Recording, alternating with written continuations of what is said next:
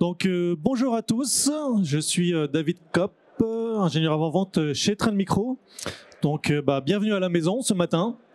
Après le petit déjeuner, on va parler un peu d'intelligence artificielle et voir quels sont les différents challenges et notamment la mise sous surveillance et la confiance autour de l'utilisation de l'IA. Donc je vais commencer par une brève introduction sur Trend Micro, qui en est, voir un peu les différents risques associés à l'IA et spécialement à l'utilisation de l'IA et voir comment justement sécuriser l'utilisation de cette IA, notamment les IA génératives pour nos utilisateurs, en utilisant notre plateforme Trend Vision One et la solution Zero Trust Secure Access. Donc brièvement, à Trend Micro, sa mission, c'est Making the World Safe for Exchanging Digital Information. J'ai les en anglais, c'est peut-être plus parlant et plus joli. Mais voilà, on est là vraiment pour créer un monde plus sécure, pour échanger les informations numériques. Donc Trend Micro, voilà, ça fait maintenant plus de 35 ans qu'on est dans la cybersécurité. Et ça a resté notre mission, notre leitmotiv tout au long de ces années. On est une société japonaise. Et à l'heure actuelle, on a plus de 900 brevets qui nous sont attribués, ce qui montre notre capacité à innover tout au cours du temps. À 35 années, je disais que nous sommes dans la cybersécurité. Et bien sûr, les innovations sont autour aussi de l'intelligence artificielle, de l'IA. Comme on voit sur le slide actuellement, on remonte en 2016 à de l'utilisation de l'IA pour détecter des attaques par business email compromise, les attaques au président par exemple. Mais l'IA, voilà, ça fait depuis le début des années 2000-2004 que nos solutions utilisent de l'IA pour aider à détecter les attaques touchant nos clients. Donc en 2004, on utilisait l'IA par exemple pour améliorer la détection de spam. En parlant de l'IA, Trend Micro est très impliqué dans la communauté sur les différents sujets autour de l'IA et notamment contribue à la définition de standards. Donc voilà, hein, c'est quelque chose qui est assez récent et assez jeune dans l'utilisation, donc ça demande une certaine, je dirais, standardisation pour s'assurer que tout le monde parle le même langage et qu'on a tous la même approche au niveau cybersécurité de l'utilisation de l'IA, du développement de l'IA, etc. pour s'assurer qu'encore une fois, on crée un monde plus sûr dans l'utilisation de l'IA. Donc Trend Micro participe, contribue justement à la définition de différents standards, contribue à l'écriture de RFC, etc. Et Trend Micro aussi participe aux différentes discussions, échanges, sommets qu'il peut y avoir sur le volet réglementaire autour de l'IA. Notamment, comme vous l'avez vu, au mois de février, il y a eu le sommet pour l'IA à Paris, au Grand Palais. Monsieur Macron était l'hôte, on va dire, et Trend Micro a été un des acteurs de la cybersécurité, invité à participer, je dirais, sur ce sommet. Donc notre CEO, Eva Chen, a participé avec les différents chefs des différents gouvernements à la discussion, l'échange sur comment réglementer l'utilisation de l'IA pour s'assurer que son utilisation soit plus sûre pour tout le monde.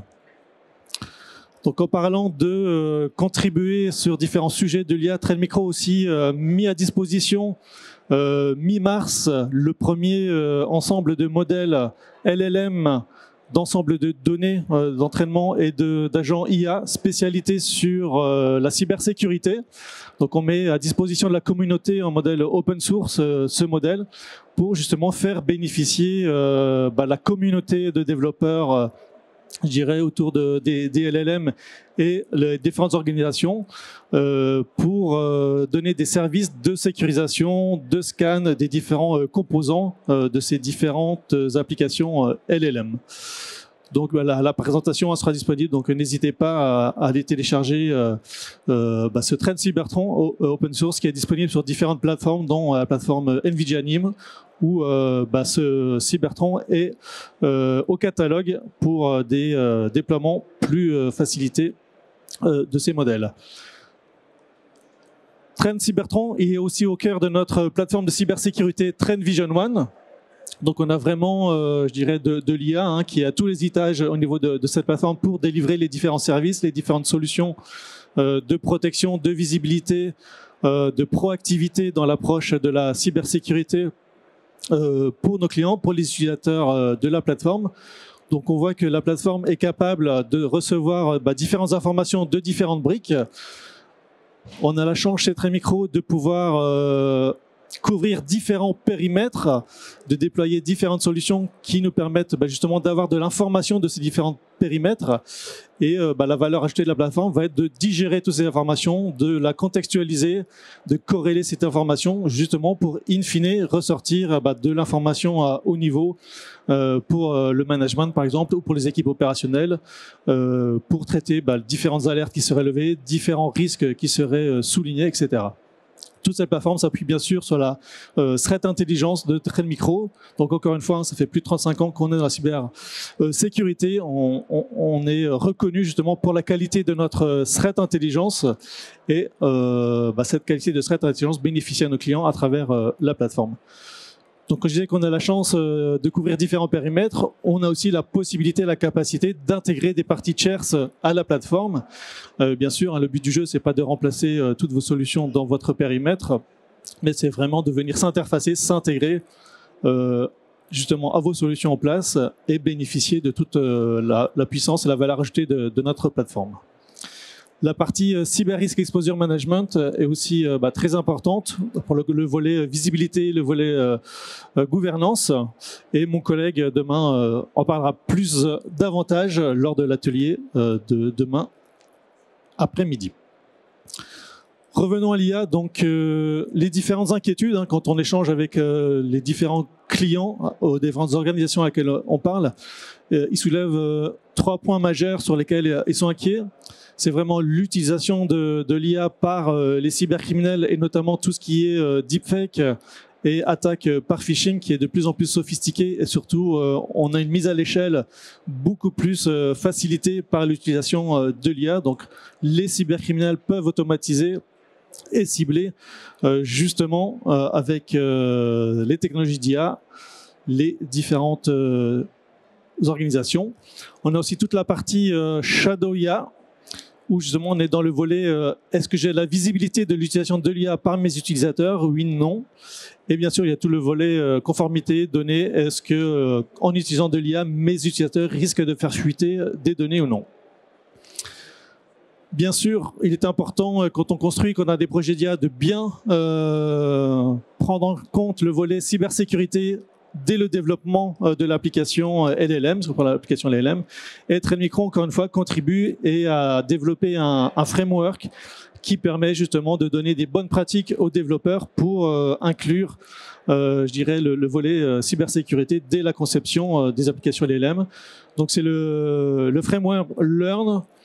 J'ai laissé, je dirais, les terminologies en anglais, sinon ça ne marcherait plus. Donc Learn, voilà, pour Linguistic Shielding, Execution Supervision, Access Control, Robust Prompt Hardening, Non-Disclosure. Donc voilà, ce sont tout un ensemble de bonnes pratiques pour développer des modèles. Donc je vous invite à lire le white paper dont le lien est dans le slide. Après le cas d'usage, une fois qu'on est dans la phase de run, on connaît déjà notre application de LLM qui tourne. Il y a différents composants à sécuriser, donc différents volets que l'on peut approcher pour sécuriser l'utilisation de mon application LLM à différents niveaux, donc que ce soit les données, l'application qui tourne bien sûr dans des containers, la partie infrastructure, et après on a tout le volet usage ou attaque possible via vers à destination de mon application de LLM que l'on peut sécuriser. Comme je disais en préambule, ce qui est important, c'est d'avoir la visibilité pour nos clients de l'utilisation de l'IA qui est faite par leurs utilisateurs. Donc nous, on a une solution qui s'appelle Zero Trust Secure Access qui permet justement de monitorer l'accès des différents utilisateurs à ces services d'IA, d'avoir une cartographie des différents services utilisés. Donc là, on a la visibilité. Et une fois qu'on a la visibilité, le but, c'est de mettre en place des contrôles sur cette utilisation de la part des employés et aussi de les protéger, donc être capable de stopper des attaques qui seraient attachées au prompt. Donc, pour voilà faire le petit démo de ce service, donc voilà, là, je me connecte à notre plateforme de cybersécurité Trend Vision One. Donc, je me mets credentials, le petit double authentification avec le MFA. Donc là, voilà, je suis connecté à la plateforme. Donc là, j'ai accès à différentes solutions proposées par la plateforme. On voit que j'ai un dashboard qui nous permet d'observer l'évolution de ma posture de sécurité avec la définition d'un Cyber Risk Index au cours du temps. Donc ça, c'est pour mon organisation au global. On voit voilà, que j'ai différentes solutions de disponibles, que ce soit par rapport au endpoint, la protection des endpoints, de la messagerie, du cloud, etc. Donc on voit qu'on a vraiment tout un tas de services. Et aujourd'hui, on va vraiment s'attacher à la partie Zero Trust Secure Access qui nous intéresse, sur comment avoir la visibilité de l'utilisation de mes utilisateurs vers les services d'IA. Donc cette partie Zero Trust Secure Access propose elle-même différents services. On peut déployer et utiliser ce service de différentes manières, soit en mode proxy. On va forcer les postes de travail des utilisateurs à passer via un proxy, soit on peut déployer un agent sur le poste de travail qui va justement rediriger le trafic vers notre passerelle de contrôle, notre AI Gateway. Donc on voit qu'on a accès à un dashboard qui permet justement d'avoir cette visibilité sur l'usage de ces services d'IA. Donc on voit que je suis capable de voir quels sont les différents utilisateurs qui utilisent le service. Là je vois quels sont les différents services utilisés. Donc je peux faire la cartographie. Est-ce que mes utilisateurs utilisent plus ChatGPT, plus Copilot, ou est-ce que c'est équitablement distribué, ou d'autres services IA. On a à peu près 150 services d'IA catalogués. On est aussi capable de voir ce que font les utilisateurs à travers le prompt. Est-ce qu'ils cherchent à uploader des fichiers? Est-ce que il y a des tentatives de prompt injection qui ont été détectées, etc. Et on voit que j'ai la visibilité aussi sur les connexions vers ces services d'IA en termes de volumétrie d'utilisateurs et aussi les différents risques associés à cela. Donc encore une fois, voilà, ce qu'on cherchait vraiment, c'est d'avoir cette visibilité. Et c'est vraiment ce que nos clients nous demandent, d'avoir cette visibilité d'utilisation des différents services. Maintenant qu'on a la visibilité, on va pouvoir prendre des contrôles. Donc pour ça, il y a différentes ressources qui sont disponibles à partir desquelles on va pouvoir construire des règles dynamiques ou statiques. Là, je vérifie que j'ai bien l'agent déployé sur mon poste de travail pour voir si le service est up and running. Je vois que la page web n'est pas disponible. C'est normal parce que mon utilisateur n'a été pas authentifié auprès du service Zero Trust Secure Access. Donc voilà, je me suis authentifié. Donc maintenant, je devrais avoir de nouveau accès à Internet et à mon service d'IA. Ici, j'ai pris ChatGPT comme exemple. Donc comme je disais, voilà, on a accès à tout un tas de ressources pour créer les différentes règles de contrôle. Donc que ça soit au niveau, je dirais, de la posture d'un device, on va pouvoir définir une conformité de ma machine, par exemple. Est-ce que ma machine a bien un antivirus installé, a bien un EDR, a bien un firewall, et tout un tas d'autres, je dirais, caractéristiques de conformité qu'on va pouvoir venir enforcer et s'assurer que tout endpoint qui va se connecter à travers le service va remplir justement cette conformité. Donc on peut définir ça pour différents OS. Là on voit que j'ai mis une conformité qui peut checker s'il y a un fichier bien spécifique a un marqueur de présent sur ma machine. Et on a aussi d'autres ressources disponibles, comme est-ce qu'on va bloquer certains fichiers, est-ce qu'on va bloquer, je dirais, l'accès à certaines URL, etc. Ici, je vais créer un template qui va permettre de bloquer ensuite des données de type source code de programme avec différents langages. Donc on voit que, voilà, que je peux justement mettre en place des règles de manière statique. Donc là, je vais créer une règle pour justement contrôler l'accès à mon service d'IA pour mes utilisateurs. Donc c'est assez intuitif, c'est très intuitif même, où je vais donner un nom à ma règle, donner un périmètre à ma règle. Est-ce que toute la population est impactée ou est-ce que certains utilisateurs seulement sont impactés? Donc je vais pouvoir définir via l'intégration à mon service d'IDP ou d'IAM les différents utilisateurs qui sont cibles. Je vais pouvoir venir appeler les différentes ressources que j'aurais créées auparavant. Donc par exemple, voilà, si j'ai créé une conformité de poste de travail, je vais pouvoir venir l'appeler et je peux aussi choisir quel service d'IA je vais venir contrôler. Donc là, j'ai choisi tous les services. Je peux aussi dire sur quelle plage horaire ma règle va s'appliquer. Est-ce que je l'applique tout le temps ou seulement sur certaines plages horaires, c'est un jour de la semaine. Et ensuite, voilà, je vais pouvoir venir activer ma règle. Donc là, voilà, je me bloque l'accès à tous les services d'IA. Donc je vérifie que ma règle est bien active.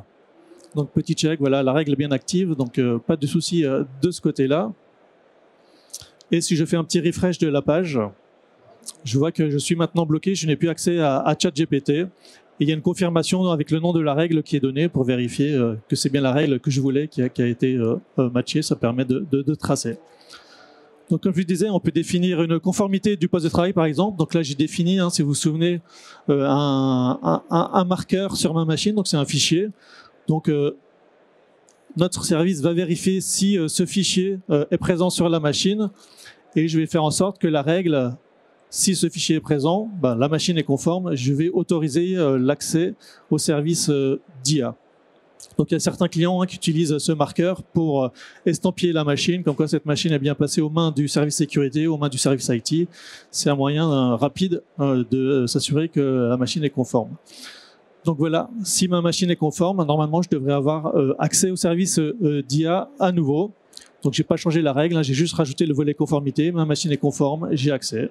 Si jamais je supprime le fichier, je suis plus conforme et je n'aurai plus accès. Donc j'ai accès, mais est-ce que ça fonctionne bien? Donc voilà, il est peut-être un petit peu tôt pour le petit déjeuner, mais voilà, si vous demandez la recette du Welsh, si vous êtes en manque de Welsh à cette heure-ci, donc voilà, ChatGPT va vous donner la recette. Et bien sûr, c'est meilleur avec des frites et de la bière, donc n'hésitez pas.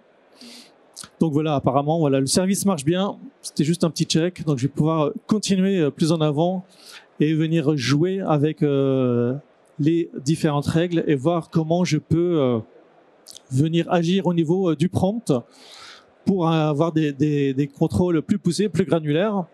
Donc là, je fais un upload de fichier et j'ai demandé à ChatGPT de me faire un résumé de ce fichier.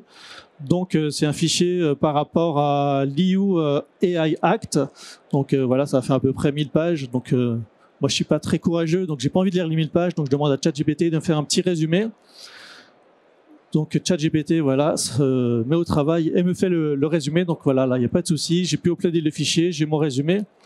Mais quid de si ce fichier était un fichier qui contenait des données confidentielles de mon entreprise, quid d'avoir ce fichier qui fuiterait vers ChatGPT ou d'autres services d'IA en ligne.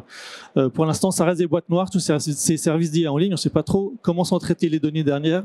Et j'ai vu malheureusement des cas où des données confidentielles d'entreprise se retrouvaient en réponse à des prompts ChatGPT, parce qu'une entreprise ou des utilisateurs de l'entreprise avaient uploadé des fichiers avec des données sensibles. Donc c'est un moyen de fuite de données. Donc là, je vois que j'ai mis en place ma règle qui m'empêche d'uploader les fichiers et j'ai été bloqué. Maintenant, autre moyen de fuite de données, c'est au niveau de la population des développeurs, on a vu déjà aussi des fuites de données de source code vers les services d'IA en ligne avec du source code sur des projets confidentiels poussés sur ces services et qui a pu être accédé par d'autres utilisateurs. Donc là, on voit que j'ai généré un code source et je vais demander à ChatGPT de m'expliquer ce code source parce que je suis nouveau sur le projet, mes collègues ont écrit ce code, je suis pas très sûr de ce que ça fait et comme je suis toujours pas courageux, voilà, je demande à ChatGPT de me l'expliquer. Et on va voir si tout se passe bien, que ChatGPT ne va pas me répondre et je vais être bloqué justement par le service Zero Trust Secure Access de Trend Vision One et je ne peux pas uploader, pousser ce code source vers ChatGPT. Donc là, on a potentiellement évité un data leakage pour le futur avec le code source qui se retrouverait quelque part dans un service d'IA. Autre chose, c'est quid des réponses des services d'IA. Peut-être que les services d'IA vont me renvoyer des URL malveillantes, des URL compromises qui pourraient faire partie d'une attaque de phishing en fonction de la réponse que je pose. Donc voilà, on a vu que le service d'IA peut bloquer justement, Zero Trust Secure Access peut bloquer justement ces URL malveillantes qui seraient retournées à partir de prompts. Pareil, quid des injections de prompts. Donc là, je fais une attaque du prompt par des do it anything now techniques. Donc j'essaye de contourner les garde-fous de ChatGPT en lui faisant enlever son côté éthique et je vois que je suis bloqué par le service de Trend Micro et l'attaque n'a pas eu lieu. Donc là, on était vraiment sur des règles statiques, mais tout l'intérêt aussi, c'est de mettre en place des règles dynamiques en fonction de l'évolution de ma posture de sécurité tout au long de la vie de l'utilisateur, de la vie du device. Quid de ces règles que j'aurais mis en place statiques si je me faisais compromettre au cours de la journée. Et on voit qu'on peut adosser justement ces règles de manière dynamique à l'évolution de la posture de sécurité ou du risque qu'aurait mon endpoint. Donc là, j'ai fait une attaque, j'essaye de dumper des credentials sur ma machine. Donc typiquement, ma machine a été compromise. Il y a des attaquants qui sont dessus et qui essayent de mettre des credentials. Donc on va voir que ça va générer des alertes sur la partie XDR de la plateforme. Donc on voit qu'il y a un risque qui va être associé à mon endpoint. Il s'est fait attaquer, il y a du dump de credentials qui est effectué. Et l'idée, c'était, comme on l'a vu, j'ai mis en place une règle qui dit s'il y a du dump de credentials, la machine elle est plus de confiance et tu vas lui couper l'accès au service d'IA.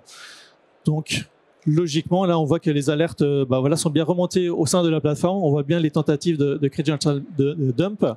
On voit bien le risque, le score de risque qui a été augmenté.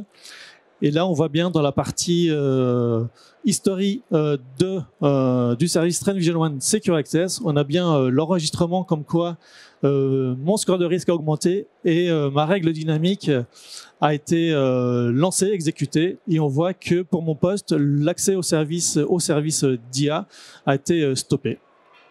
Donc si je reviens sur ma machine et que je fais un petit test, je vois que je n'ai plus accès à ChatGPT justement parce que ma machine maintenant est compromise, elle n'est plus de confiance et par la règle que j'ai définie, l'arrêt d'accès au service d'IA a été mis en place. On retrouve la possibilité de prendre des actions de remédiation, de mitigation à travers la solution.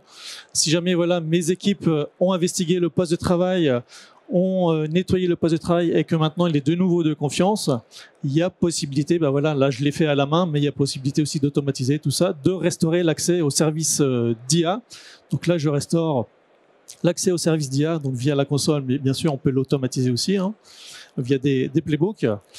Et normalement, je devrais avoir de nouveau accès au service d'IA. Si je fais un petit refresh de la page, on va voir que j'ai de nouveau accès au service d'IA. Donc, comme on l'a vu, le but aussi, c'est d'avoir vraiment cette visibilité de l'utilisation des services d'IA de la part de mes employés, de mes utilisateurs, et de venir prendre des contrôles. Mais voilà, on a vu que cette visibilité était disponible via des dashboards. N'empêche qu'on a toujours accès à cette information au raw data via la plateforme TrendVision One, via l'application de recherche. Donc là, on a vraiment accès à toutes les raw data, à toute la télémétrie qui est remontée par le service. Et on veut vraiment avoir le détail de pourquoi ça a bloqué. Donc là, ça paraît un peu barbare, mais il est possible de créer des vues pour, structurer la donnée comme bon nous semble, pour faire ressortir ce qui est important à nos yeux.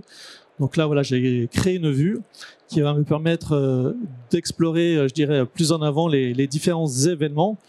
Donc là, on voit que dans ma vue, elle est toujours pas optimale. Donc je vais venir faire un filtrage. Moi, ce qui m'intéressait, c'était les événements liés justement à la partie Zero Trust Secure Access. Donc je vais faire un filtre qui va justement juste attraper ces événements. Donc je fais un filtre sur ces différents événements. Et ensuite, ce qui m'intéressait, c'est vraiment qu'est-ce qui s'est passé sur ma machine. Donc je vais faire un autre filtre par rapport à l'activité qui a eu lieu sur ma machine. Et on va pouvoir voir qu'on va visualiser toutes les activités que j'ai menées auparavant vont être listées et on aura accès aux différents détails de ces différentes activités. Donc là, voilà un petit peu de moulinage. Voilà, donc là, on a accès à la donnée qui est justement par rapport au service Zero Trust Service Access et à ma machine. Et on voit les différentes tentatives que j'ai effectuées auparavant qui se retrouvent loguées ici. Et si je veux plus d'informations, j'ai plus d'informations. Donc on voit bien les tentatives de file upload, les tentatives de prompt injection, les tentatives de réponse avec des URL malveillantes. Et si on regarde plus en détail une des activités, même deux, hein, on va avoir plus de détails. Donc là, c'est l'activité qui a détecté, je dirais, les tentatives d'attaque par prompt injection. Donc on voit qu'on a le détail de pourquoi ça a été détecté. Et on retrouve le mapping au référentiel MITRE, pas attaque, mais MITRE Atlas, qui est dédié au LLM. Et on voit qu'on a le mapping et la description de l'attaque, donc en rapport avec un prompt injection. Si on regarde une autre activité, hein, par exemple la partie qui a été bloquée en réponse avec une URL malveillante, on avait vu que j'avais demandé plus d'informations sur une URL malveillante et ça avait été bloqué parce que justement l'URL était dans la réponse du prompt. Et on voit justement l'URL qui a été bloquée et l'action menée justement par Zero Trust Secure Access qui a bloqué l'accès à cette URL. Donc aujourd'hui, on a vu, voilà, Trend Micro, c'est vraiment un acteur incontournable sur tous les sujets liés à l'IA. On est vraiment présent non seulement à travers nos solutions, mais au travers l'animation et la définition des standards et réglementations autour de l'IA. Donc bien sûr, voilà, on utilise l'IA pour la sécurité, mais on est aussi là pour sécuriser l'IA et favoriser l'innovation et l'adoption de l'IA de la part de nos clients. Le but, c'est pas de dire non, faut pas utiliser l'IA, c'est dangereux, mais vraiment c'est l'accompagnement et de faire en sorte que les déploiements des IA se fait de manière responsable et de manière en prenant en compte le volet cybersécurité. Et voilà, avec Trend Vision One Zero Trust Secure Access, on prend vraiment en compte et on apporte réponse à nos clients qui avaient des challenges de visibilité et de contrôle sur les services d'IA utilisés par leurs employés. Donc voilà, avec cette visibilité, hein, et le volet IA, on est en capacité aussi d'aborder la cybersécurité une fois qu'on a la visibilité de manière beaucoup plus proactive. Donc, Proactive Security starts here. Et comme je le disais, hein, pour la partie Cyber Risk Exposure Management, je vous invite à venir écouter mon collègue Bad Lasserie demain qui fera un focus sur cette partie proactive de gestion de la cybersécurité via notre plateforme Trend Vision One. Voilà, c'est tout pour moi pour aujourd'hui. Je vous remercie de votre attention et si vous avez des questions, je ne sais pas si on a quelques minutes pour les questions.